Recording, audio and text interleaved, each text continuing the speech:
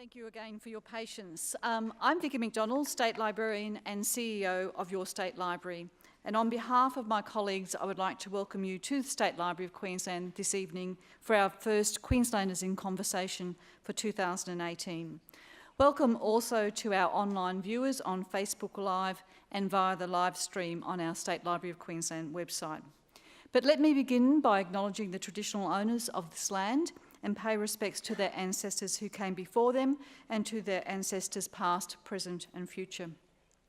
The State Library of Queensland is located on Kurilpa Point, which is a traditional meeting, gathering and sharing place for Aboriginal people, and we proudly continue that tradition here at the State Library every day of the year. I also acknowledge and welcome our event partner, ABC, and in particular tonight's facilitator, ABC Radio Brisbane presenter Craig Zonca. Welcome, Craig. You brought your fan base with you, Craig. And I also would like to welcome our four panellists. And as you can see, we only have three, but we have one still en route. So let me welcome, Nicole Gibson is still to come. So, but we have Faiza El-Higzi, who's just arrived, Evie Ryder, and Maha Sinathambi. So welcome to all of you for this evening. And welcome, ladies and gentlemen. As I said, it's great to see so many people here on our first Queenslanders in Conversation for 2018. So the Queenslanders in Conversation series provides a platform for energetic conversations about things that we all care about. This year, our conversations will focus on the Queensland lifestyle and how it informs the way we find meaning and fulfilment in our lives. Our exhibition, Lifestyle, A Sunshine State of Mind, provides plenty of inspiration and for our conversations throughout the year.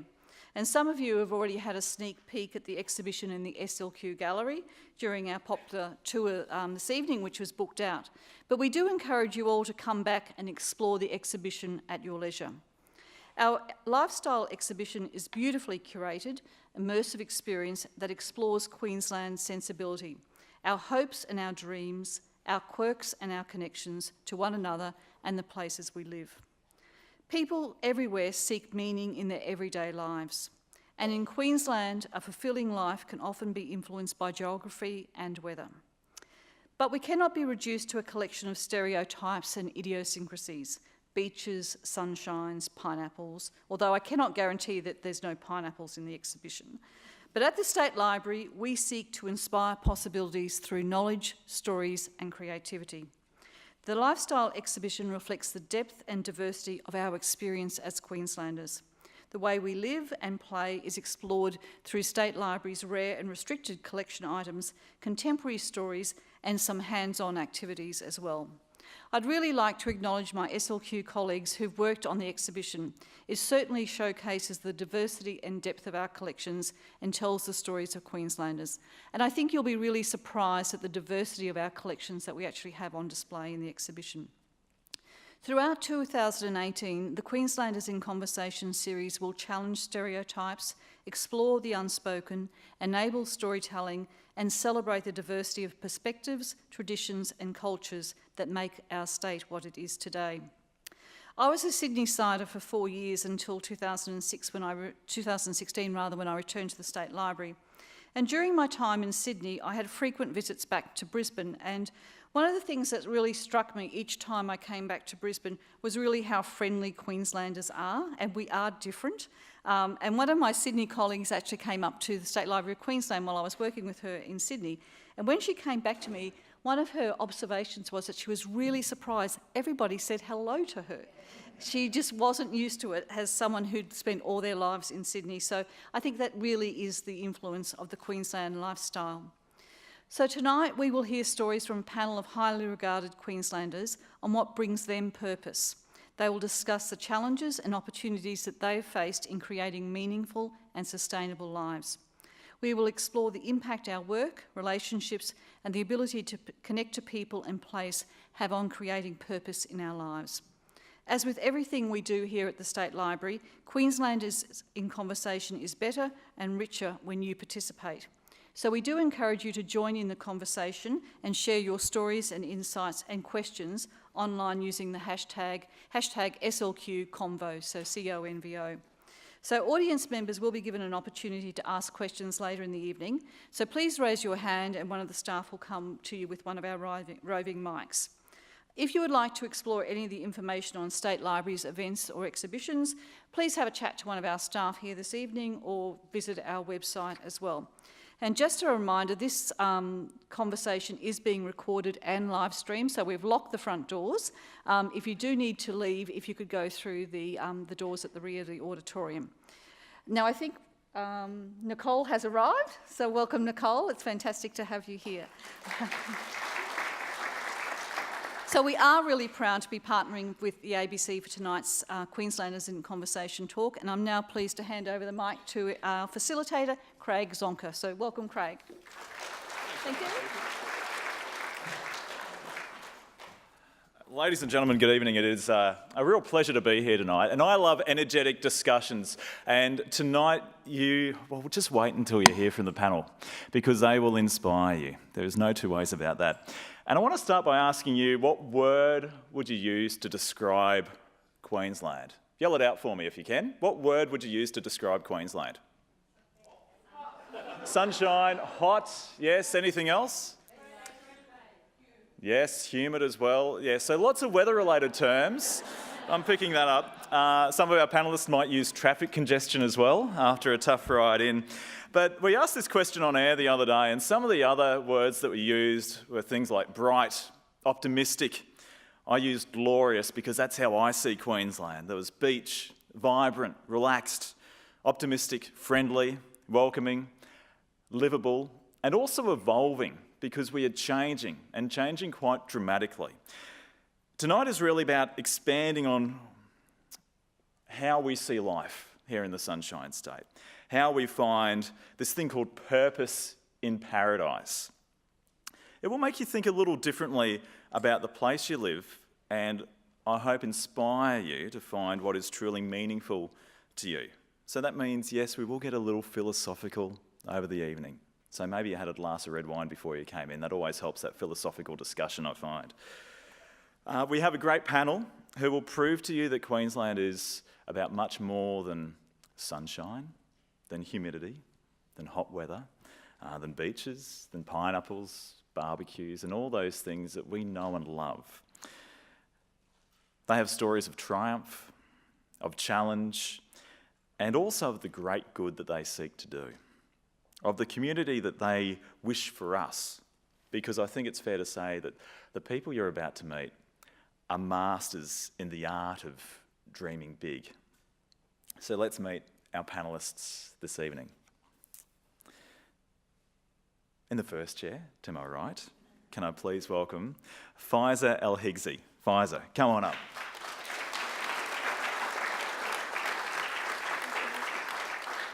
Let me tell you a little bit about Faiza's story. So Faiza was born in Sudan, on the banks of the Nile. At 22, she graduated as an architect. She was married, 7 months pregnant, and that's when she had a pretty terrifying run-in with the Sudanese secret police. Soon after, Faiza and her husband decided it would not be safe to stay. And after quite the process, Australia became their new home. She is a strong advocate for asylum seekers and refugees and is a leading force of social change. Ladies and gentlemen, please put your hands together once more for Faiza El-Higzi. Our second panellist tonight is Nicole Gibson. Come on up, Nicole. Nicole is a multi-award-winning social entrepreneur.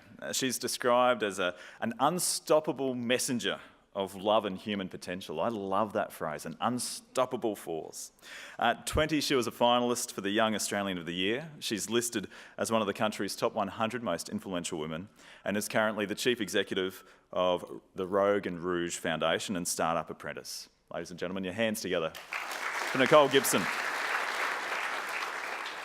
Our third panellist tonight is Evie Ryder. Evie.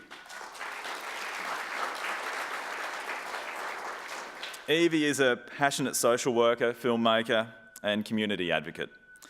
She's been working with the LGBTIQ community for the past decade, setting up support networks, with a key focus on improving mental health outcomes.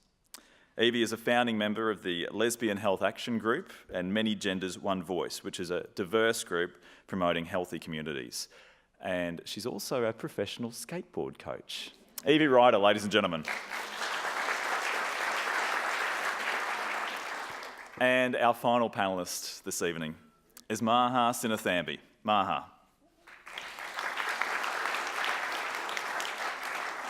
And there aren't many people who can say that they have built a city, but this guy can. Originally from Malaysia, Maha is the visionary and founder of Springfield, Australia's fastest emerging new city.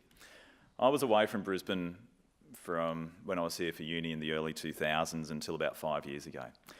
And I remember going back through Springfield thinking, wow, this is incredible. The growth that area has seen, the number of people who call it home, but that is just the start, as Maha will explain a little bit later on. It's a city that has been declared the world's best master planned community.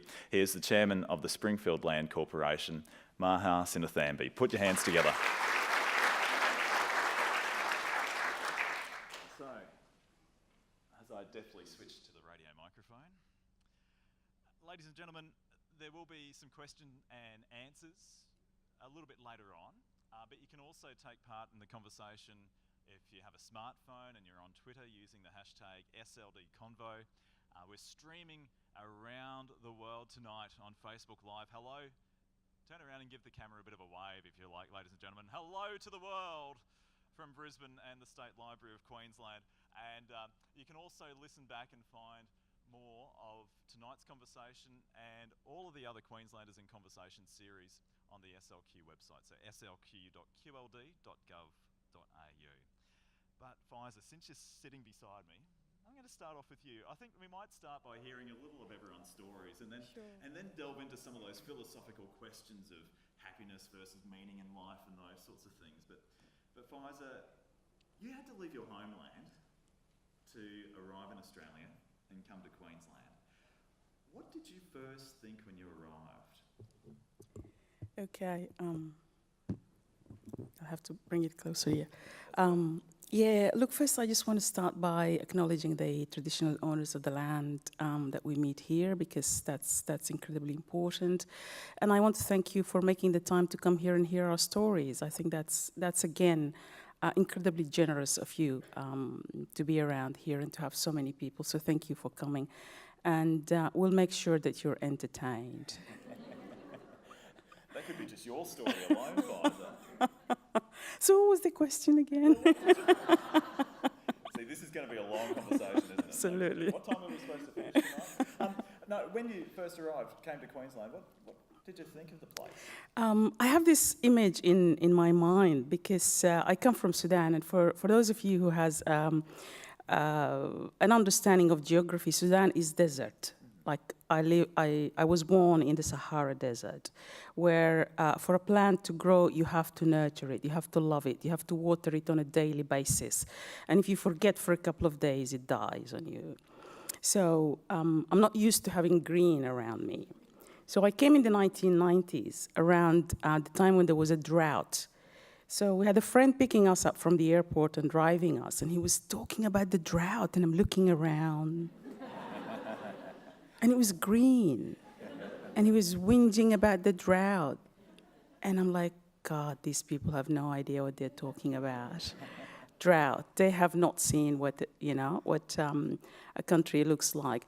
That was the first time I lived outside of Sudan. Like I visited Egypt, I visited the UK and so on, but not for a long period of time, not to go and stay. And that is very different. When you're coming to a place to stay, you want to connect with it at a deeper level. You just don't want to visit it, You're not looking for the best eateries, the best hotels, and the best entertainment. You're looking for a place to stay. And what also struck me is how early people slept. I was coming from Egypt, and in Egypt, 10 p.m., we're watching a movie. Are you hungry? Yes. Pick up the phone, call the guy downstairs, get some kebabs, fresh, put down the basket from the 7th floor with the money on it. They take the money, they put the kebabs, you pull it up. 11 p.m., you're eating your kebabs and watching a movie, and the cars are outside, the kids are screaming, and so on. It's still hard to find a place that's open past 11 o'clock in Brisbane. Look, and when I came, it was, shops used to close at 5. There was no weekend shopping, and I'm like, oh my God, what am I doing here? Do you call it home now? Oh, absolutely, absolutely. I just came from Sudan. I visit my family quite regularly, every 2 years, 1 to 2 years. And in December, I went and spent time there. And I was a visitor. To my family in my own country where I was born, I was a visitor. And that's a strange, that's very strange because I don't belong there anymore. People look at me differently, I think differently, I dress differently, I behave differently. And they treat me as a visitor, And that's really nice because I get all the goodies, They give me all the good food, we got, they take me to the new places, the new eateries, and show me all the nice, glamorous things. But if I overstay, which is by the 2nd week, people start getting tired of me. And life moves on. So if I overstay, then I am just ignored, and I have to manage for myself. So this is home for me, because I come here, I look at my house, my God, the garden is overgrown, I need to sort this out, the pool, blah, blah, blah. You're stuck, you're dealing with everyday stuff. Everyday life, yeah. So you call Queensland home now. I want to know when that feeling occurred, when it went from, a place you've moved to a place that you're proud to call home. Look, it's very different. It's very difficult to pinpoint a specific time. It just grows in you. At first, everything was strange. Everything, I was seeing everything with a stranger's eyes. I was trying to engage, understand, and so on. And one of the funny things, I'm a storyteller, so I'm going to bore you today. One of the funny things is that in Sudan, we don't use public transport because it's really bad. The buses don't come on time. When they come, they're full, they're not clean, all sorts. Are you talking about TransLink here, or? Sorry, does anyone work for TransLink? Oh my God, I was on a bus in TransLink this morning, and the air conditioning was not working, so it's okay. But a lot of people would say, hey, that's a first world problem, wouldn't they? Absolutely, really? absolutely. We're very lucky in many respects. Yep. And so coming from a place where the buses don't have a timetable, to here where the buses have a timetable. And my husband lived in the UK while he was doing his PhD, so he was familiar with, timetables and so on.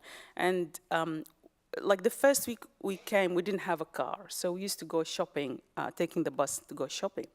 And he'd go, okay, let's go shopping at 10 o'clock. And I'm shoveling, walking around. He'd go, the bus, 5 minutes, let's run. I'm like, what? Let's wait for the other bus, half an hour, so what? So we were running, catching buses, and that was a new experience for me.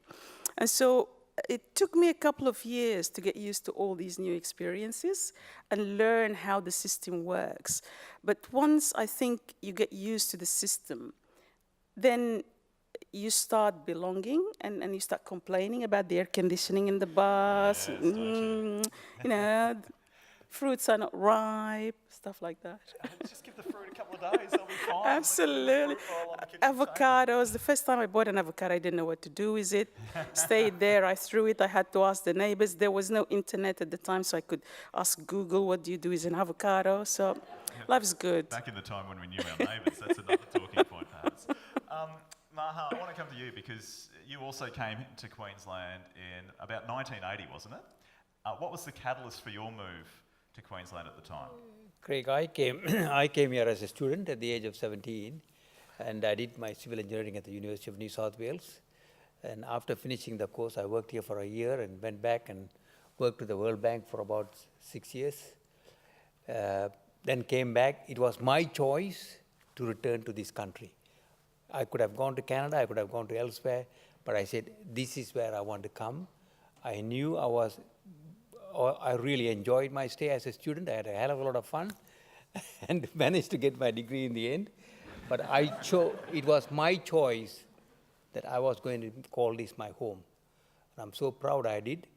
And I knew I was doing the right thing. And when I came here, I worked as a civil engineer for a while. I did not get a job for a while. The country was in deep recession. But I really chose this place as my home by myself, and I'm very happy I did.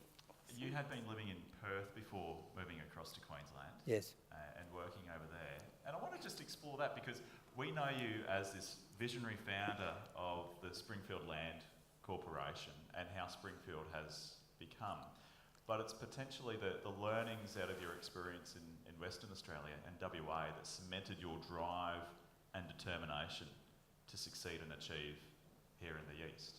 Well, when I was in Perth, I could not find a job.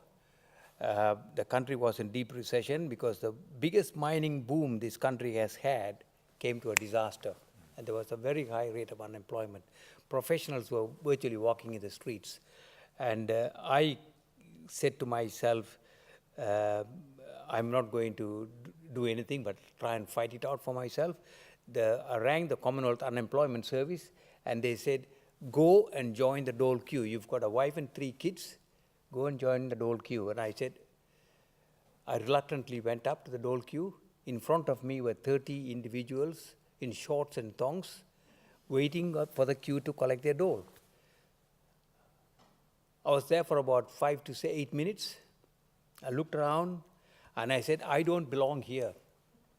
I will not collect money for which I have not worked for. I walked out of the crowd, cried and cried like a child. I went back and said, I've got to do something.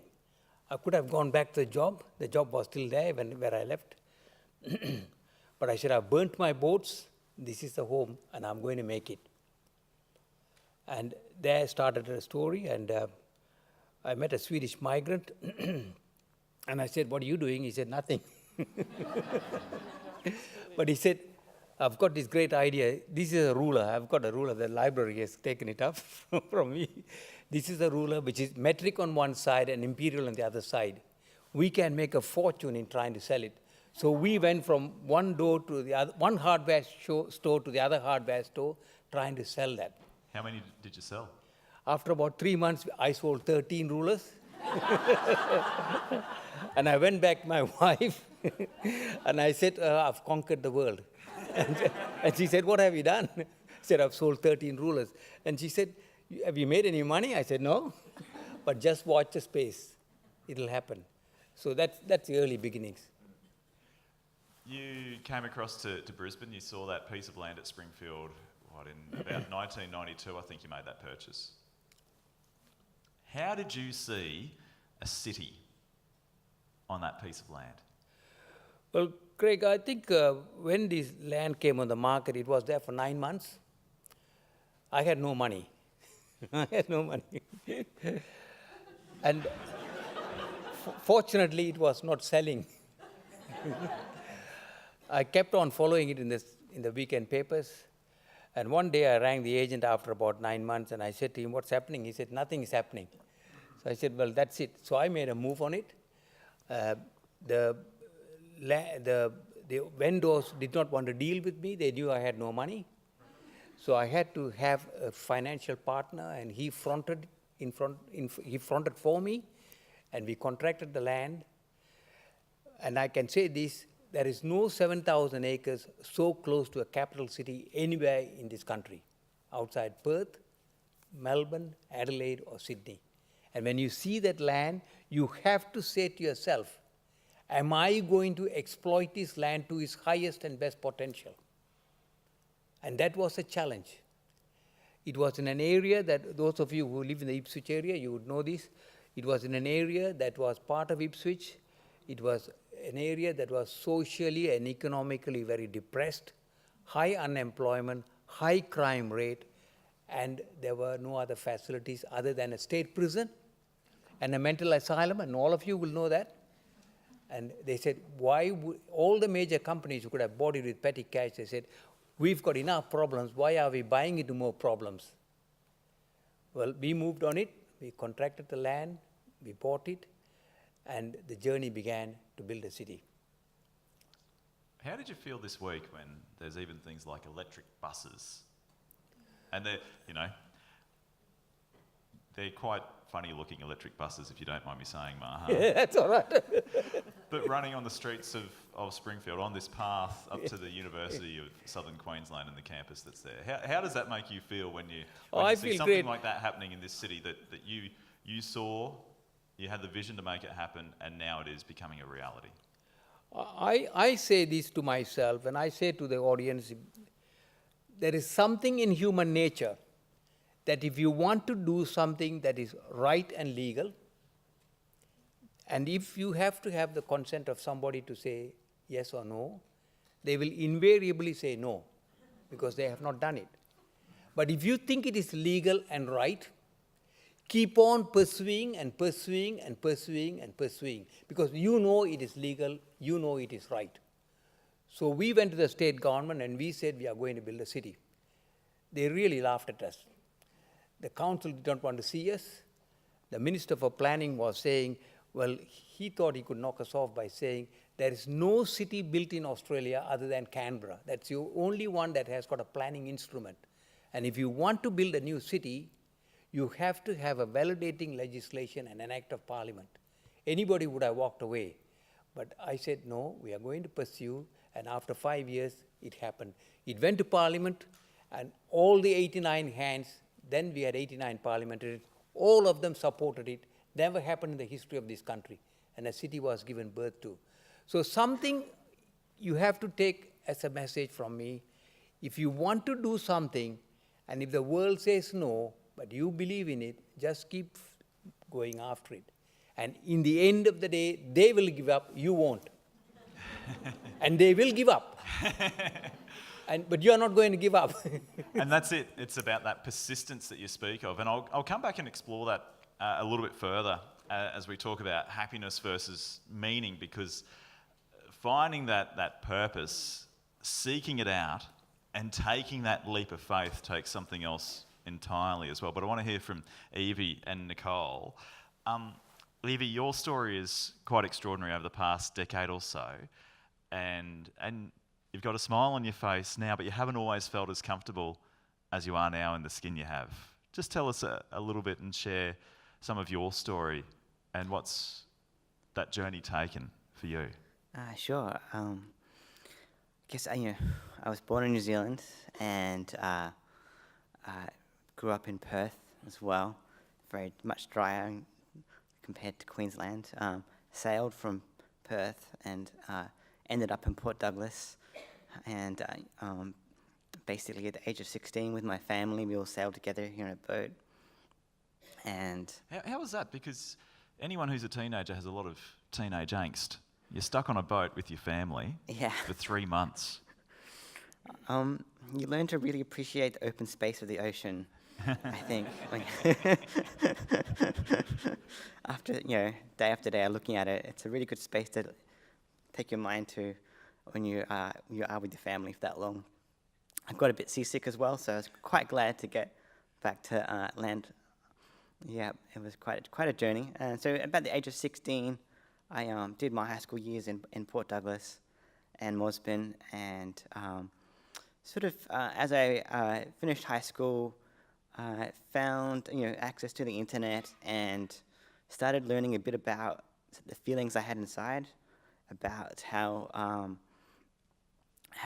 started to understand some of the language and ideas about what was going on for me, and sort of understanding that how I was feeling and how I felt I wanted to identify was as a woman, and being assigned male at birth. That was quite a challenging, scary thing to do in a small country town like Port Douglas and Mosman. So, how isolating did you feel at that time that you realised that you wanted to transition from male to female? I felt really terrified. I felt you know, like if I told anybody, I would be kicked out of home. I would lose all my friends, lose all my work. I felt really scared. I didn't know who to ask for help. And luckily, though, you know, I did have Google at the time, and I guess what Queensland really showed me was, you know, how friendly people were, and I got to meet people who, you know, informed me about services like sexual health clinics across the state that, you know, constantly saw transgender people and offered support and advice. And I began my journey from about the age of 19, and living full-time as a woman from then onwards. When you reflect on that time now, if you could go back and speak to your 19-year-old self, what would you say? Oh my God, you did it.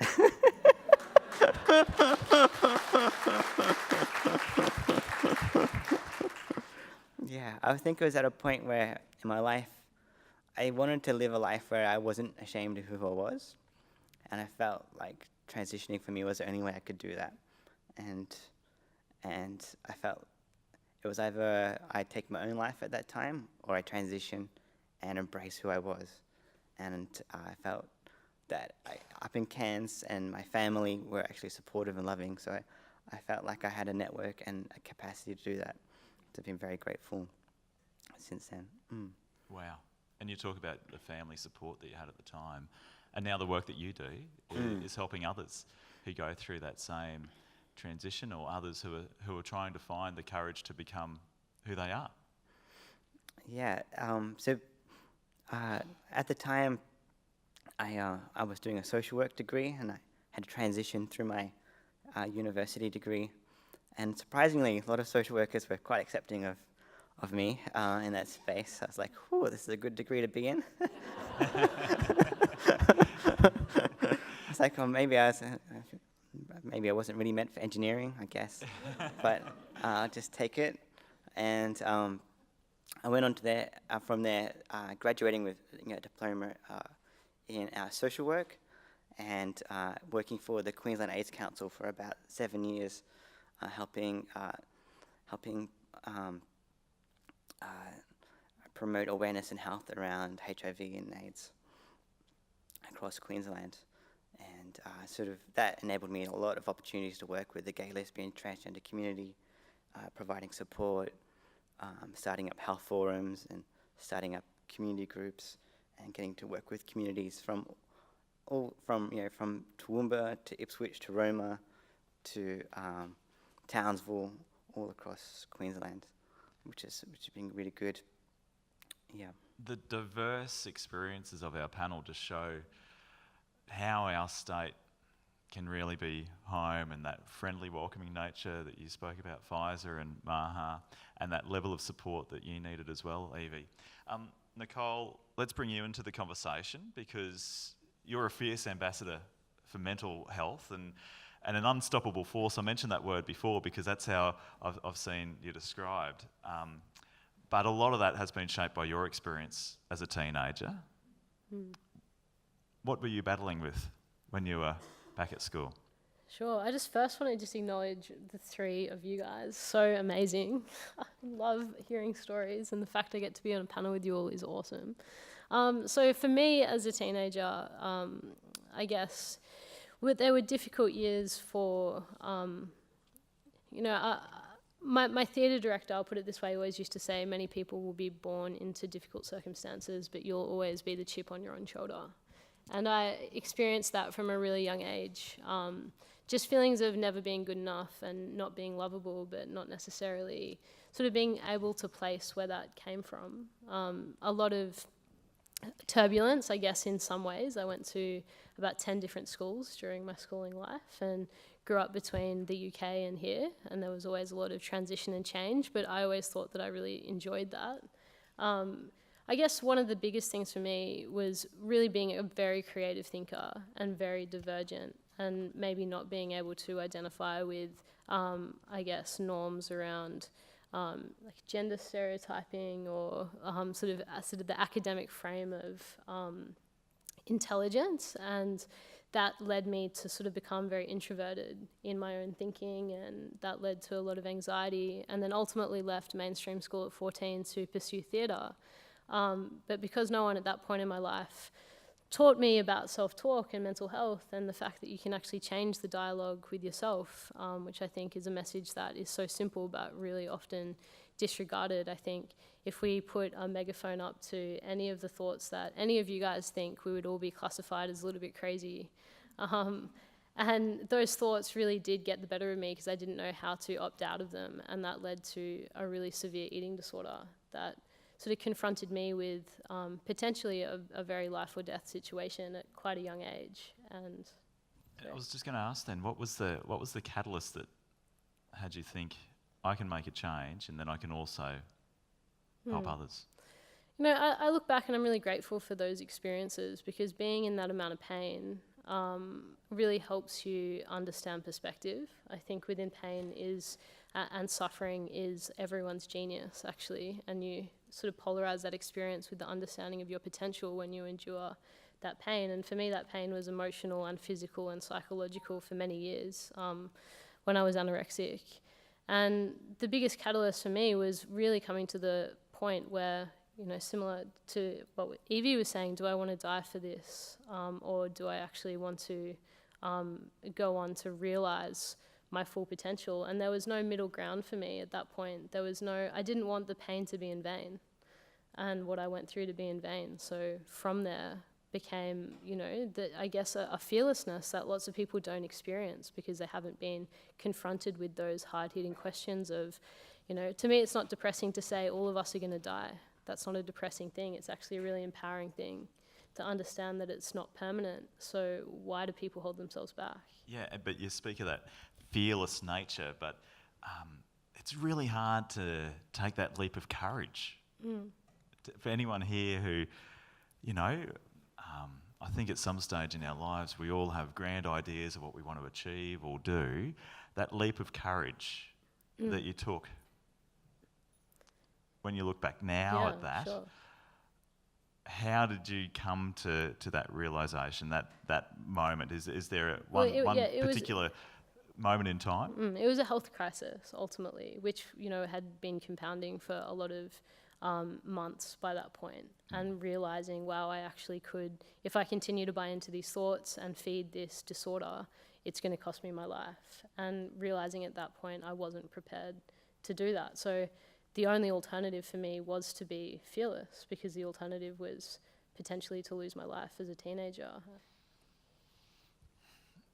Now you travel around Australia, sharing that message and helping others.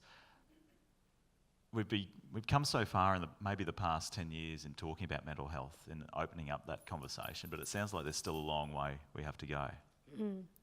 Yeah, I think that, you know, it's one thing to raise awareness for mental health, and I think that we have come a really long way in igniting the conversation, and I think people are aware that it's a problem that really is quite a normal problem. We're all going to go through ebbs and flows of varying mental health challenges throughout our lives, regardless of who we are or where we come from. But I think that the thing that is missing more than the awareness is actually the genuine skill to know what to do when someone comes to you who is struggling. And really my message in that is it all comes back to our own comfortability in ourselves. You know, the most helpful thing for me was when someone could normalize my experience. As soon as you feel polarized or alienated, it's really difficult to heal. It's really difficult to grow. It's difficult to find a sense of belonging. And we can't normalize it because we fear the unknown a lot of the time. And I believe that we reject what we haven't accepted in ourselves. So if you see someone that is really vulnerable, and for me, I was very physically vulnerable. It was quite obvious that I was struggling. It was confronting for people because they weren't comfortable with that vulnerability. And I know that now, but I think when you're in the grips of that, you take it so personally. And it's really hard to understand that that's actually because they don't know how to hold this space for me. I want to pick up on that point about that sense of belonging that you speak of, because Faiza, you'd find this a lot in the work that you do with asylum seekers and refugees here in Brisbane and elsewhere around Queensland and the country. How important that sense of belonging and community is and can become. Are we getting better at it? There are two conversations here. One is at the state level and one is at the federal level. I think my experience at the state level, we're getting better at it because we hold the space. And I used to lead the Romero Center. I don't know if any of you knows about the Romero Center. It's part of Mercy Community Sisters. And it's a space where, you know, vulnerable people, whether refugees, homeless, asylum seekers, can just come in.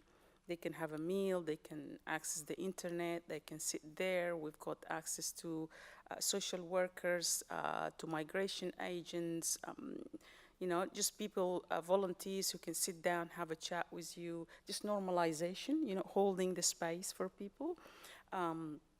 To be there. And while I was working there, we had waves, you know. The first wave started with the Iraqis. I was not there when you know, you go to the Romero Center and you understand the impact of global politics, what's happening in the world. We had the Iraqis, then we had the Afghanis, and I came around the Afghani people's time, and they were in the majority young men, you know, because the families want to continue, and so they take all what they have and they smuggle the young men out with the hope that if the young men could go somewhere, build a life, they can bring them back. So we had, you know, numbers and numbers of young men, didn't have the language, were cut off from their network because we come from communal communities. You know, we grow up as part of something, not as individuals. And so when we're ripped off, you know, the tree, we struggle to hold our own and to hold our space. And so the Romero Center becomes part of that network. And I remember people coming in and just chilling out, staying, sitting down for the whole day, young men who cannot access employment because they do not have a visa that gives them that right. Some of them cannot access English classes because they do not have a visa that gives them that right. And these are all federal, you know, conditions. These are not state conditions. And this is one of the problems of being a state in a federation, is that sometimes you have people residing amongst you that you cannot do much for. And so they end up being catered for by the charitable foundations. And that puts an extra stress and strain on the charitable foundations because there are also people in the community who require a lot of assistance and so on. So at a state level, I saw, you know, I saw a coming together and I saw people rising, advocating, wanting to understand, wanting to contribute. So much generosity, but at the federal level, and I think it's probably at the politicians' level, it becomes very political. It becomes an issue for elections. It becomes an issue for you know, discussions, and it alienates us as a society. I think, to me, leadership, political leadership, is about bringing people together, not splintering them, not fraying the fabric of society. And what I'm seeing now is a fraying, and it's our politicians doing that. And it's one thing I want to pick up on there, because I've seen you say previously that as you watch the news at night, you think, what can I do? What can we do as a community, as a state, as a country? And that drive to do something rather than just watch the news. And let that be that 90-second story, and then you get to an ad break, and then you get to My Kitchen Rules. God. How do you have that drive? And this comes back to, I guess, part of the heart of this conversation is about purpose in life. How do you see that for you, Faiza? Look, I think it's. I think it starts young, and if I look around, it started young for all of us. And I grew up in a family. I mean, I had a very happy upbringing. I had a very nurturing family, but I also learned from my family generosity in terms of giving, in terms of caring. My mother used to go around and help the neighbors. My father used to go, he's a mechanical engineer, and so whenever anyone in the community had a broken car, my father would go, even if it's in the middle of the night, fix it for them. He was the RACQ of the community. and no one paid him for that. So you grow up seeing, people walk and act on things. No one talks about something sitting down. Whenever there was something, people stood up and went and did something about it. If a child was crying, someone would go and assist them. And as we started growing up, our families around us would tell us, go and fix that thing, go and do that thing. And whenever something was happening, they would instruct us. And so it builds on you a character of action. And it builds on you purpose, because we also have conversations, why are we doing this? Why do we need to help? And sometimes my mother would give me food and say, that neighbor, the next turn, right, left, blah, blah, blah, go and give them that. And I'm like, why? I like this food. Why are we giving it away? And she would explain, their father is unemployed or their mom is sick and so on. So you grow up with a sense beyond yourself. You understand that you're part of something bigger, and that for the society to operate in a normal way, we need to come together. And so for me, listening to the news and seeing other people in strife, that sense of social justice, kicks in. And I feel I need to do something, even if it's just going and volunteering. And I remember one of the first things I did when I came to Australia here was, where is the local, neighborhood center or organization or something like that? And I went and volunteered. I had no idea what they were doing. I used to come to the neighborhood center. I had my daughter with me, and they had a roster for, moms to do stuff. I had no idea what they wanted from me, so they put my name. And then the date came, and I'm supposed to bring morning tea. So I brought my daughter, and I came. There was no morning tea, because I didn't know what I was supposed to do. I just thought I had to come. Well, that was your sense of purpose that day, was to provide morning tea. Absolutely, but I had no idea. But I just felt I needed to come. Then after that, I volunteered, and I started understanding and becoming part of the community. It's also part of my faith, and that also gives me purpose, that I need to be of value, and that gives me value in my life. That sense of purpose and that driver for you, Nicole, what is it? I really resonate with what you were sharing. I think one of the fundamental shifts for me was when I started to change from asking the question, what can I get from life, to what can I give? And that was ultimately when I think my life started to radically change. I think when you look at the nature of mental illness, specifically what I was going through, it's very self-focused. You spend your whole day believing that people are thinking about you and that everything revolves around yourself, and that's not in any sort of selfish way. That's just the nature of the condition. But for me to break out of that, I really had to start looking in the parameter beyond myself. I think in finding purpose, you need to ask the question, what can I contribute to the community? What is my value? And a big part of my message is love and connection. And I think when we actively love, and when we become familiar with how we love and how we can love, and how people experience the love that we can give, both in our personal lives, but also in our communities, in our professions, that's really when you start to connect to what your purpose is. Because from my experience working with tens of thousands of people, that's what we all want. We just want to love and be loved. I love that. What can I give? Not what's in it for me, what can I give? Let's walk away with that message tonight, ladies and gentlemen. Evie, for you, that driver, that purpose, how do you describe it for yourself? I guess, having lots of experience working in community groups, it's always been really, there's always, it seems to be like where there's a need, a project seems to happen around that.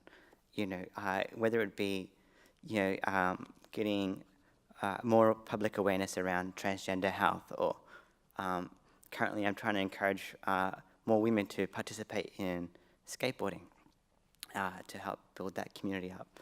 And once you feel like a need sort of when you're part of the community, those needs sort of come to you, and then it's a matter of where your heart sits with that need, and if that's something you feel like you want to commit that time, working after hours, for free, giving up free time, putting a lot of energy and thought, and even your own money, and so it's matching that need with, does your heart sit with this? And I've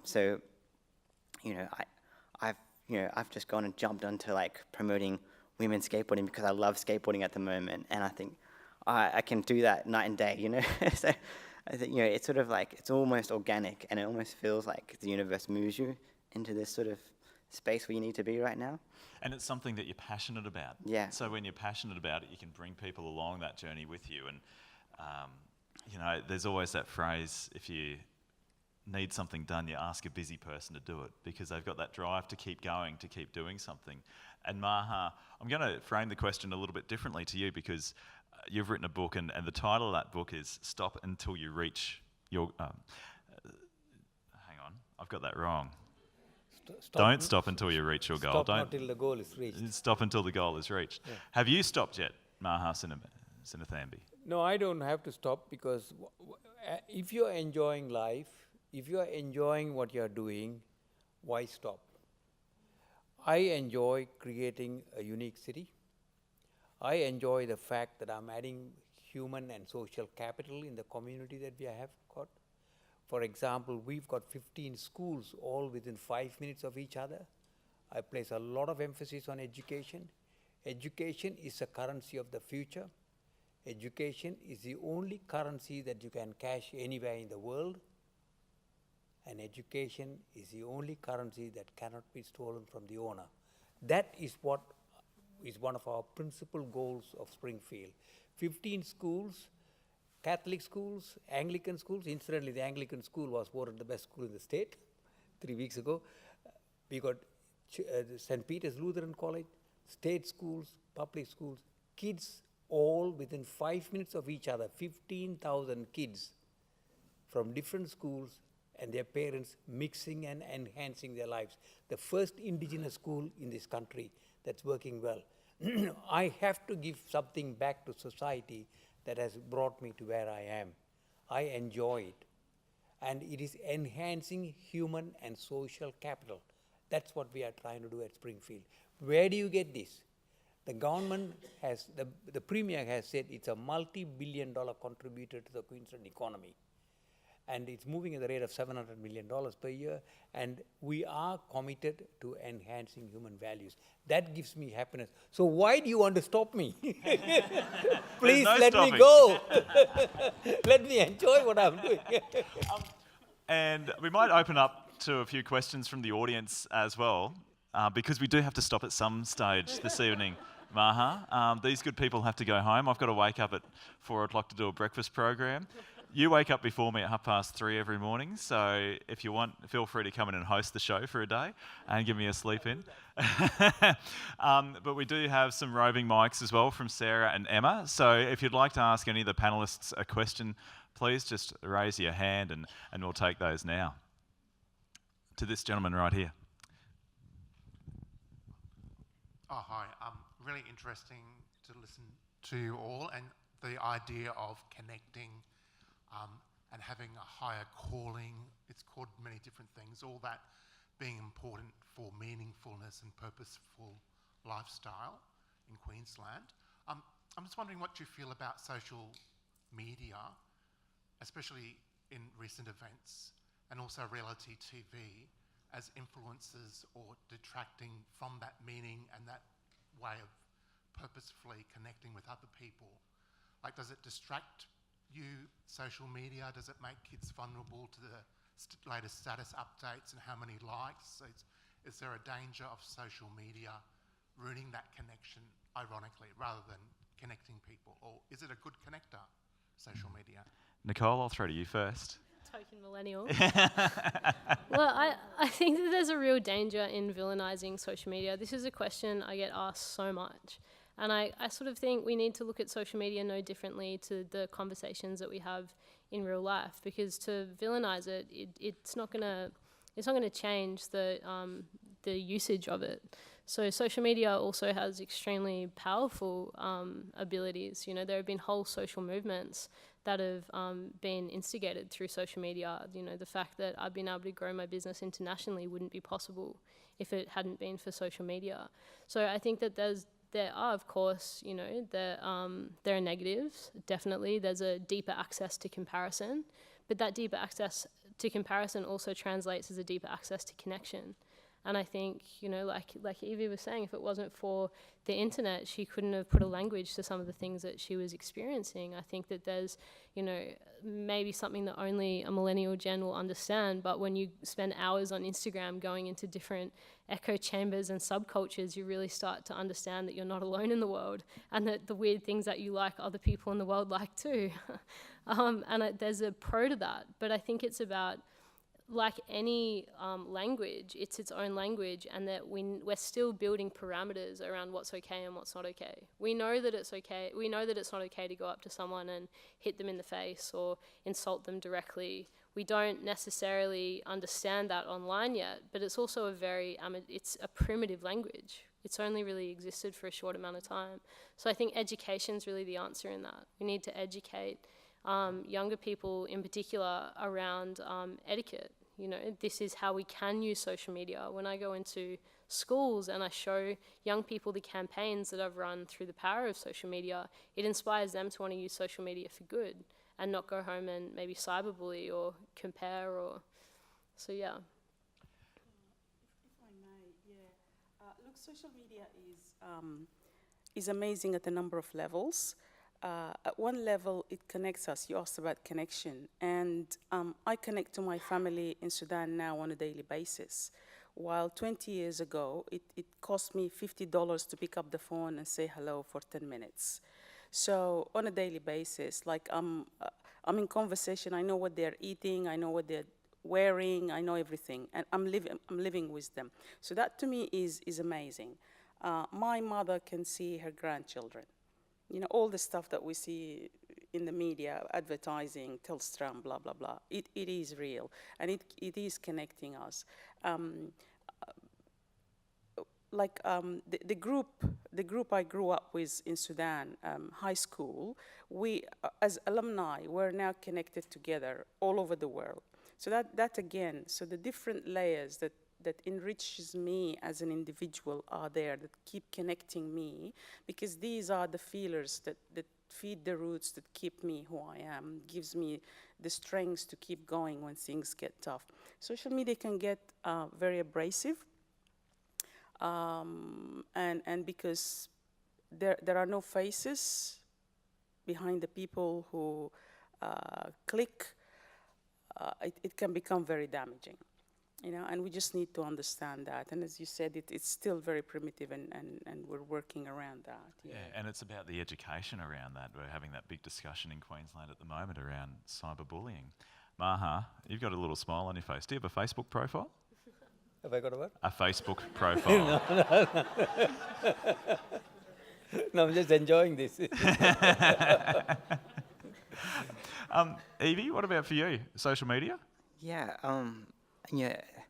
For me, I've recently seen it used by young transgender people as the only way they can get access to information about how to transition and what that means for them, because that's been usually banned by governments and media and not being freely available. So that's been like a really cool way to access information that's really vital to them coming out and understanding who they are. So it's been really fundamental. But I've been one of those people that have gone on and put a community event on and had community members tear into me and tear me apart and you know, say quite nasty things to me and my friends, and you know, and then sometimes the result of that is I don't want to put so many events on social media anymore.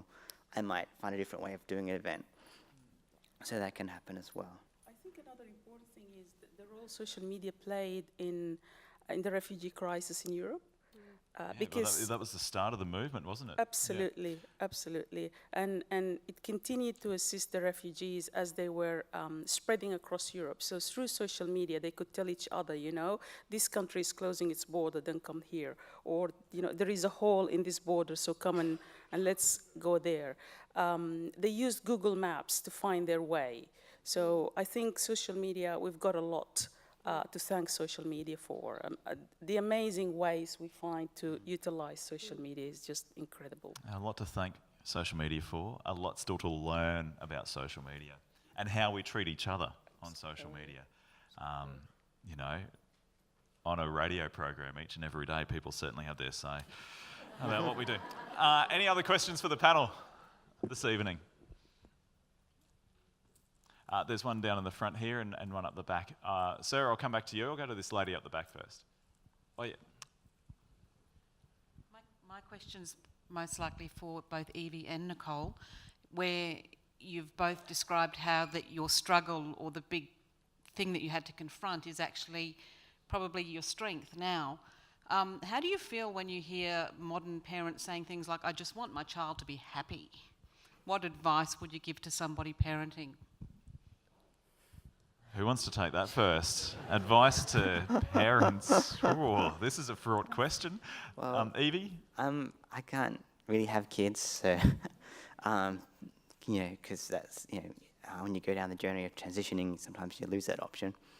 However, I am an auntie, and I have a 13-year-old niece and a 2-year-old niece who hates me.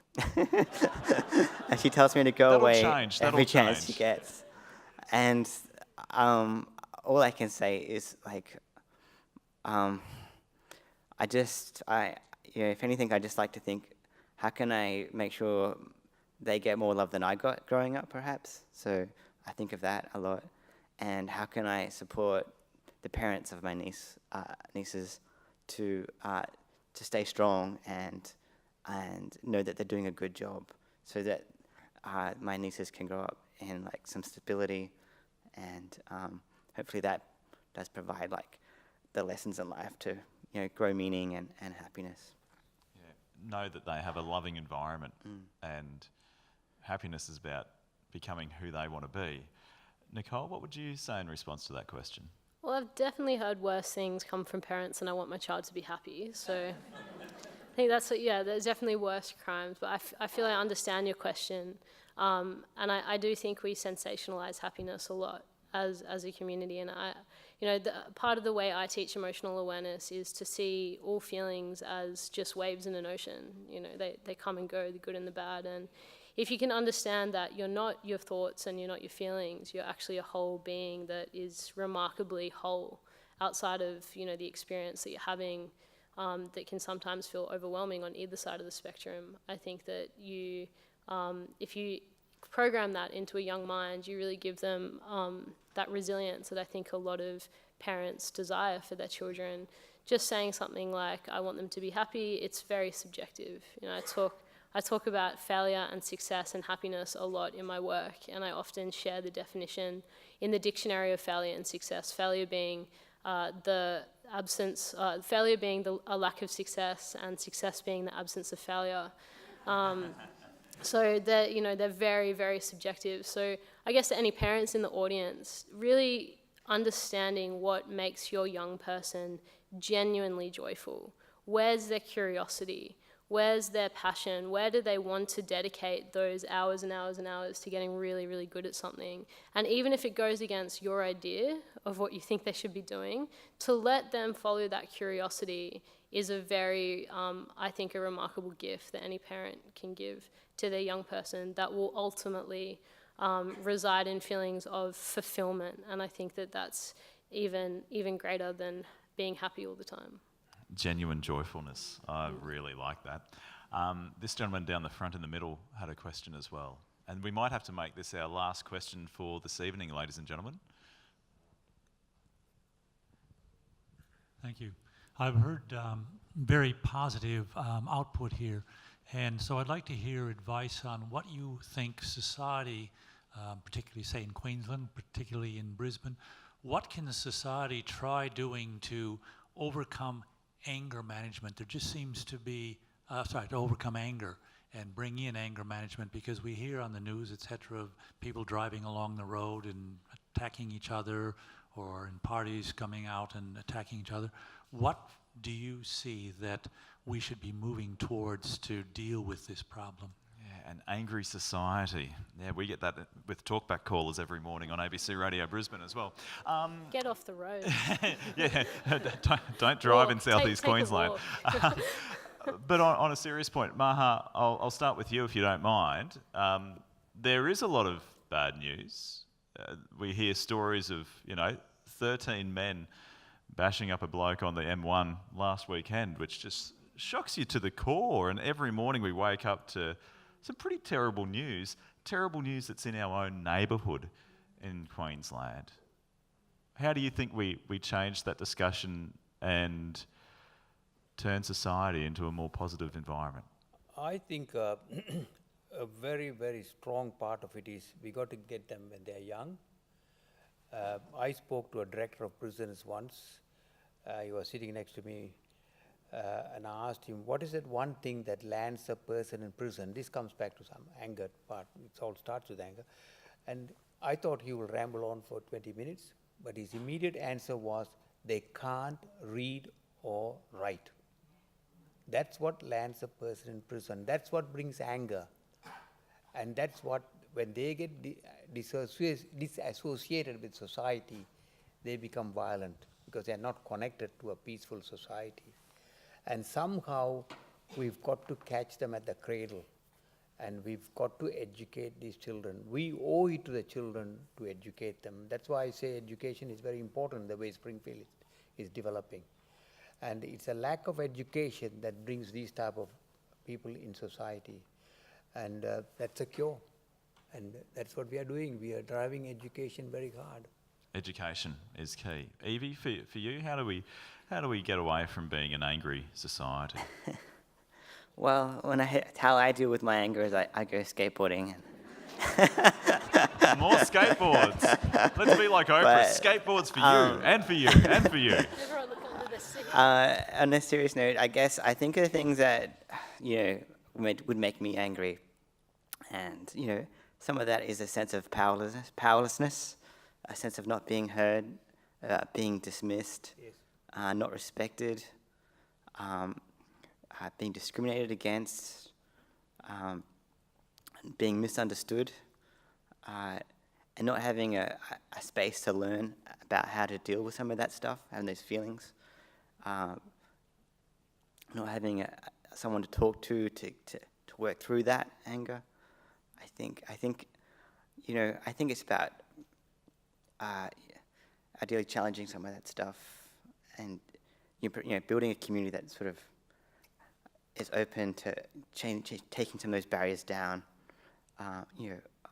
Anger is very different for everyone, I suppose, but for me, that's how I would tackle it. And I guess, Nicole, it comes back to a point you made earlier about asking that question, what can I give? Because that breeds acceptance, that breeds that sense of belonging, that breeds a sense that we're all in this together. Sure, but like was mentioned, like what was just mentioned, I think anger can sometimes be, a lack of being able to express yourself. And sometimes when you're in that position where you feel so unheard, it's actually very difficult to ask what can I give, because you really feel like you're marginalised and you feel like your back's up against a wall. I think there definitely needs to be space for that person to go through their process before they can even conceive, what they can give back from that. But when you look at the nature of anger, for any psychs in the room, you guys would know this. Anger is a secondary emotion. It's not a primary emotion. Anger is a mobilizer. We experience anger to move us through a situation. And often when you break anger down, you have pain or resent or frustration or sadness or betrayal. These other sort of core emotions. Anger is often a mask that allows us to move out of those things that would otherwise sort of drown us. And when you understand that anger actually just needs to be expressed, whether that's through skateboarding, having a great conversation with friends. I go to the gym, I like to surf. There are different ways, and I think that anger management is about figuring out what works for you. What is your form of expression? It's about that emotional intelligence. And some of that probably comes from that pressure that there seems to be for that constant happiness that we all search for, coming back to the question before. Has anyone found that unicorn? Because we'd love... No, if you do, can you Yeah, let us know on Twitter or Facebook? That's it. Pfizer, that angry society, and you were speaking about that before, watching the news and going, what can I do? We do have a really insular nature in many respects, which is sometimes further bred, even though we're in the information age and there's so many things that we can access to expand our horizons. Sometimes we seem to go down a black hole that just increases our anger, increases that that feeling of not being heard, as you were talking about. How do you think that we breed a society that doesn't fall down that black hole?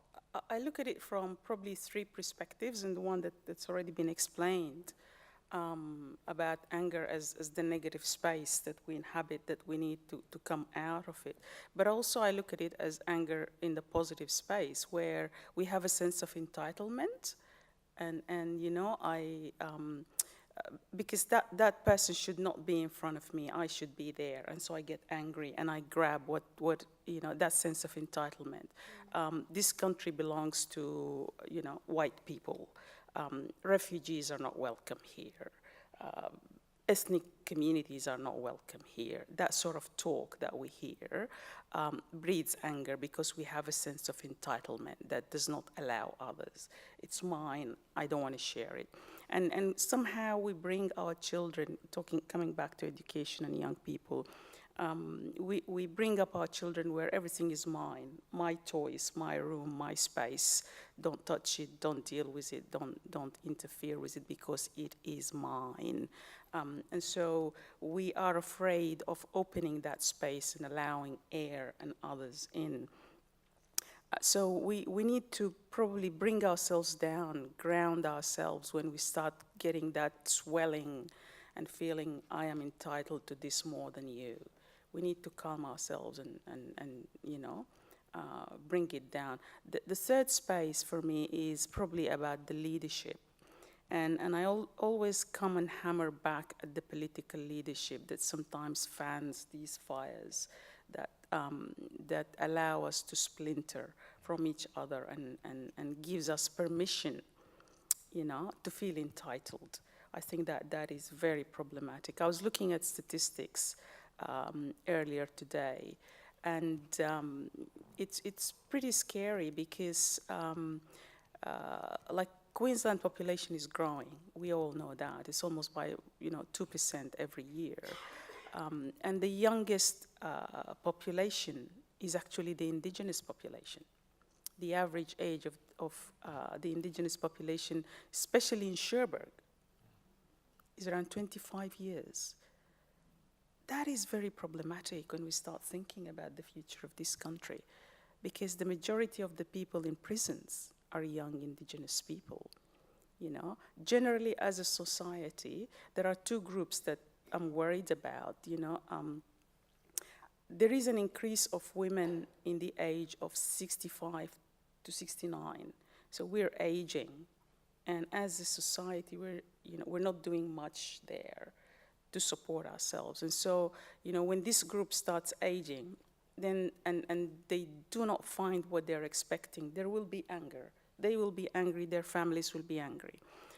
There is another group of 35 to 39. That group is also diminishing. There is no increase in that group of women. And this is women at their prime, you know? So as that goes through the system, we will see a decrease of women's participation in society.